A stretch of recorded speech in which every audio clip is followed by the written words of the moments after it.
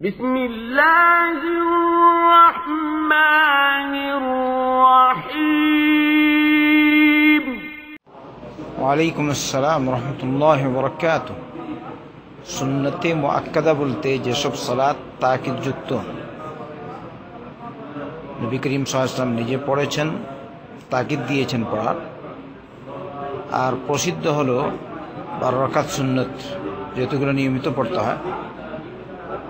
আর এই 12 রাকাত সুন্নাত হচ্ছে ফজরের আগে 2 রাকাত, যোহরের আগে 4 রাকাত, যোহরের পরে 2 রাকাত,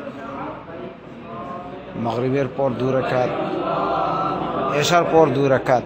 এই সর্বমোট হচ্ছে 12 রাকাত। এই 12 রাকাত সুন্নতের ক্ষেত্রে আল্লাহ রাসূল সাল্লাল্লাহু আলাইহি ওয়াসাল্লাম বলেছেন, যে ব্যক্তি দিনে রাত্রে 12 রাকাত সুন্নত সালাত পড়বে, আল্লাহ পাক এর বদলে তার জন্য জান্নাতে একটি প্রাসাদ তৈরি করবেন। এই হাদিসটি সহিহ মুসলিমের হাদিস। ওয়া সাল্লাল্লাহু ওয়া সাল্লাম আলা নবিয়িনা মুহাম্মদ ওয়া আলা আলিহি ওয়া সাহবিহি আজমাইন।